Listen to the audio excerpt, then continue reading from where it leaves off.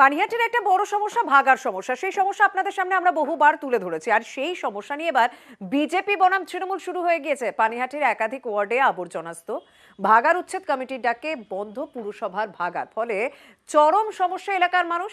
এবার ভাগার নিয়ে তরজায় দমদম লোকসভা কেন্দ্রের বিজেপি এবং তৃণমূল প্রার্থী। এটা একদম বিগেস্ট মার্কেটিং সেন্টার হয়েছে বিটি রোড ধরে। পশ্চিমবাংলায় যত বড় খাদ্য ব্যবসায়ী সবাই আছে। পানিহাটির লোক সংখ্যাও বেড়ে গেছে।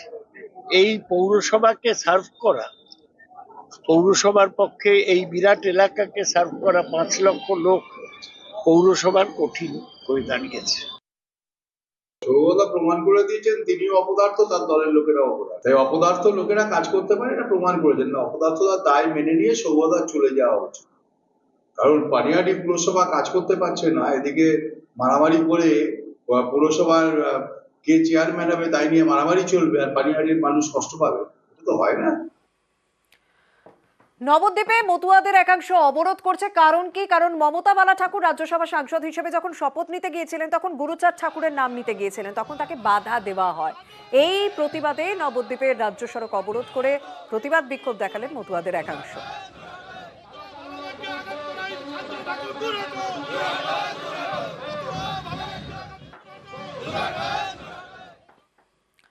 আজ কালীঘাট মন্দিরে পৌঁছে গিয়েছিলেন মমতা বন্দ্যোপাধ্যায়। নববর্ষের আগে কালীঘাট মন্দিরে পুজো দিলেন মুখ্যমন্ত্রী, আর এই মন্দিরে যাওয়ার আগে নকুলেশ্বর মন্দিরে পুজো দেন মুখ্যমন্ত্রী।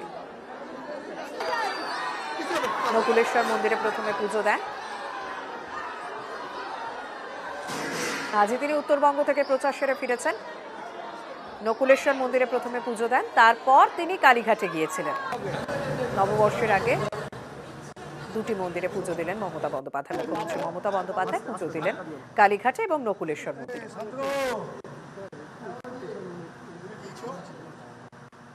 সর্বধর্ম, সর্বশ্রেণী, সর্ববর্ণ সমস্ত মানুষের জন্য শুভকামনা থাকবে। এবং আগামীকাল আমাদের বেঙ্গলের প্রতিষ্ঠা দিবসও আছে, সেই উপলক্ষে সবাইকে অভিনন্দন জানাই। এই যে কালী মন্দির আজকে দেখছেন কাজ চলছে, এই কুণ্ডু পুকুর থেকে শুরু করে টোটালটাই, আমরা বাইরেটাও স্কাই ওয়াকের কাজও চলছে, আগস্টে শেষ হয়ে যাবে। আমরা ইচ্ছা করে অফিসিয়ালি ওপেন এখনও করিনি, তার কারণ যতক্ষণ স্কাই ওয়াকের কাজটা না হচ্ছে ততক্ষণ পর্যন্ত হকারদের নিয়ে এসে বসাতে হবে, পুরো একটা সিস্টেমে আনতে হবে। চূড়াটা করেছে মুকেশরা, কিন্তু বাদ বাকি সব খরচাগুলো কিন্তু আমরা করেছি। আমাদেরও প্রায় 200 কোটি টাকা খরচা হচ্ছে এর জন্য। আমি চাই সর্বধর্মের মানুষ শান্তিতে সম্প্রীতিতে সব দিনগুলো কাটান। আপনাদের অনেক অনেক শুভকামনা, অনেক অনেক ভালো থাকুন, সকলে শান্তিতে থাকুন। আর 5 দিন পর লোকসভা ভোট শুরু হচ্ছে। প্রথম দফার ভোট 19 তারিখ, আমরা প্রত্যেকেই জানি। আর তার আগে কিন্তু স্বাভাবিকভাবে রাজনৈতিক দলের প্রার্থীদের প্রচারের জোরও বাড়ছে। সে তৃণমূল কংগ্রেস হোক, বিজেপি হোক বা বাম কংগ্রেস, প্রত্যেকেই কিন্তু জোরদার প্রচারে সামিল।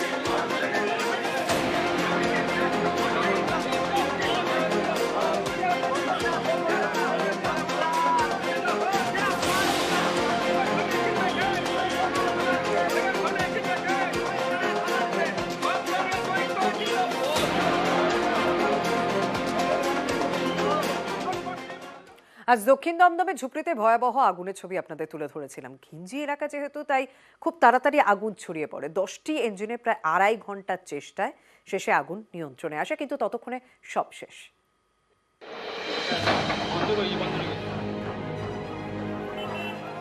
শনিবার তখন সকাল 11:30। চারিদিকে ব্যস্ততা, এরই মাঝে ভয়াবহ আগুন। দক্ষিণ দমদম পুরসভার 22 নম্বর ওয়ার্ড, এই এলাকাতেই ঝুপড়িতে আগুন লাগে। ছাতাকলের কাছে ভয়ঙ্কর আগুন। আগুনের তীব্রতা বাড়তে থাকে, ধোঁয়ায় ঢেকে যায় গোটা এলাকা। ঘিঞ্জি এলাকায় আগুন দ্রুত ছড়িয়ে পড়ে, ছড়ায় আতঙ্ক। ঝুপড়িতে শখানেক পরিবার থাকতো, প্রায় সব ঝুপড়ি পুড়ে ছাই। পাশের খাল থেকে জল তুলে আগুন নেভানোর চেষ্টা করেন স্থানীয়রা, কিন্তু তার আগে যা হওয়ার হয়ে গিয়েছে। চারিদিকে শুধু পোড়া গন্ধ।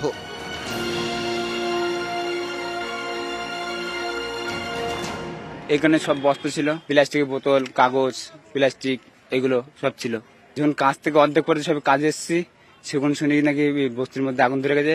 সব কাজকর্ম ফেলে আমরা সবে এসেছি। ওটা যে কি করে হয়ে গেল এখন আমরাও তো জানতে পারছি না। ছিল ওখানে সব, ওখানে সব ছিল, সব বস্তা বস্তা প্লাস্টিক ছিল, কাগজ ছিল। তার মধ্যে গ্যাস সিলিন্ডার থেকে আরম্ভ সব ছিল। গ্যাস সিলিন্ডার তো প্রত্যেকের ঘরে ঘরে একটা করে, প্রত্যেকের ঘরে একটা করে। আমাদের সব শেষ হয়ে গেছে, ঘর বাড়ি জিনিসপত্র কিছুই পারে কেউ উদ্ধার করতে পারিনি। সব কাজের থেকে এসে দেখছি সব আমাদের চোখের সামনে শেষ হয়ে গেছে। দমকলের দাবি, দাহ্য পদার্থ থাকায় আগুন দ্রুত ছড়িয়ে পড়ে। স্বাভাবিকভাবে দাহ্য পদার্থ দিয়ে তৈরি বাড়ি, তাতে তো আগুন লাগবে। প্লাস ফাঁকা জায়গা, অনেকটা হাওয়া আছে ইত্যাদি। প্রায় 100টা মতন ঘর আছে। কিছু মানুষের ক্ষতি হয়েছে, বাড়িঘর ক্ষতি হয়েছে, 2-1 পশু মারা গেছে, 2-1টা না, 2-1 অল্প ইঞ্জুরি হয়েছে, ওগুলো দেখে নেওয়া হচ্ছে। এক্ষুনি 90টার মতো 100টার মতো বাড়ি ক্ষতি হয়েছে, সেগুলো আমরা দেখে নেব। দক্ষিণ দমদমে ভয়াবহ আগুন, ঘটনাস্থলে পৌঁছে যান প্রার্থীরা। আমরা ঠিক করেছি যে ইনিশিয়ালি ওদের সরিয়ে নিয়ে যাব, আছে যে কোনো কমিউনিটি হল পাবো সেখানে রাখবো, ওদের খাওয়া দাওয়ার ব্যবস্থা করব, তারপর ওদের ঘরগুলো তৈরি করে দেবো। বড় অ্যাক্সিডেন্ট হয়েছে, কি কারণে হয়েছে, কেন হয়েছে পরে দেখা যাবে। আপাতত সবাই মিলে উদ্ধার করার চেষ্টা করুক। বড় বস্তি সবাই আছেন, আমাদের কর্মীরা আছেন, অন্যরাও আছেন, স্থানীয় মানুষ আছেন, ক্লাবের ছেলেরা আছেন। আপাতত উদ্ধার করবার চেষ্টা করতে হবে। কিভাবে এরকম আগুন লাগলো খতিয়ে দেখছে দমকল। নিউজ 18 বাংলা।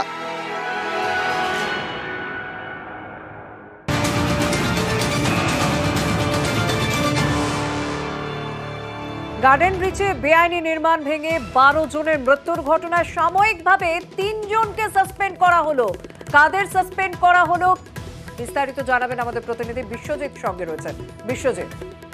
দেখো, গার্ডেন ব্রিজ কাণ্ডে যে বড়, অর্থাৎ বড় 15 যে এক্সিকিউটিভ ইঞ্জিনিয়ার রয়েছেন, অ্যাসিস্ট্যান্ট ইঞ্জিনিয়ার, এবং যে ওয়ার্ডে ঘটনা ঘটেছে সেই 134 নম্বর ওয়ার্ডের যিনি সাব অ্যাসিস্ট্যান্ট ইঞ্জিনিয়ার ছিলেন, এই 3 জন ইঞ্জিনিয়ারকে সাময়িক বরখাস্ত করা হয়েছে, অর্থাৎ টেম্পোরারি সাসপেন্ড। কারণ তদন্ত চলছে এবং সেই তদন্তে যাতে কোনোভাবে প্রভাবিত না হয় সেই কারণেই এই 3 জনকে সাসপেন্ড করা হয়েছে। এর আগেই শোকজ করা হয়েছিল এবং প্রাথমিকভাবে একটা হিউম্যান নেগলিজেন্সি পাওয়া গেছে, যে প্রাথমিক রিপোর্ট কমিশনারের কাছে পেশ করা হয়েছে এবং এই প্রাথমিক রিপোর্টের পর তারপর সয়েল টেস্ট সহ বিভিন্ন টেস্ট নিয়ে এই যে কমিটি তৈরি করা হয়েছে সেই কমিটি পূর্ণাঙ্গ রিপোর্ট দেবে। তার আগেই এই 3 জন ইঞ্জিনিয়ারকে সাসপেন্ড করে তাদেরকে সাময়িকভাবে দূরে সরিয়ে রাখা হলো, যাতে তদন্তের কাজ অব্যাহত না হয়। ধন্যবাদ।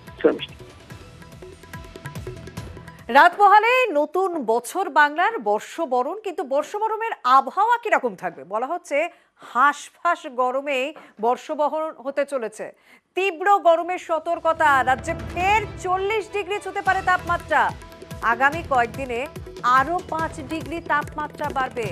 সামনের সপ্তাহে 40 ডিগ্রি ছুঁতে পারে সর্বোচ্চ তাপমাত্রা। পশ্চিমের জেলায় তীব্র গরমের সতর্কতা রয়েছে। বেলা 11টা থেকে বিকেল পর্যন্ত ঘরে থাকারই পরামর্শ দিচ্ছেন আবহাওয়া দপ্তরের আধিকারিকরা। কালকে আপনার আজকের তুলনায় মোটামুটি প্রত্যেক জেলাতেই অ্যাটলিস্ট 1 ডিগ্রি টেম্পারেচার তো অবশ্যই বাড়বে, কোথাও হয়তো আপনি 2 ডিগ্রিও বেশি পেতে পারেন। পশ্চিমের জেলাগুলোতে টেম্পারেচার তো বাড়বে, 18-19 তারিখ নাগাদ ওখানে টেম্পারেচার কিন্তু 40 ডিগ্রি হওয়ার সম্ভাবনা আছে। দক্ষিণবঙ্গতে আমাদের প্রেডিকশন হচ্ছে ম্যাক্সিমাম টেম্পারেচার আগামী 5 দিনে 3 থেকে 5 ডিগ্রি সেন্টিগ্রেড বাড়বে। ওখানে অ্যাডভাইজারি পর্যন্ত আছে যে বেলা 11টা থেকে বিকেল 4টে পর্যন্ত যাতে করে বাড়ি থেকে না বেরোয়। উত্তরবঙ্গেও কিন্তু ম্যাক্সিমাম টেম্পারেচার আগামী 4 দিনে 2 থেকে 3 ডিগ্রি বাড়ার সম্ভাবনা আছে। মোটামুটি ধরুন কলকাতাতে 5 দিন বাদে মোটামুটি you may expect 38 degree. Rain with thunder activity আমরা এক্সপেক্ট করছি যেমন আজকে করছি দুটো 24 পরগনা, ইস্ট মেদিনীপুর, বীরভূম এবং মুর্শিদাবাদ।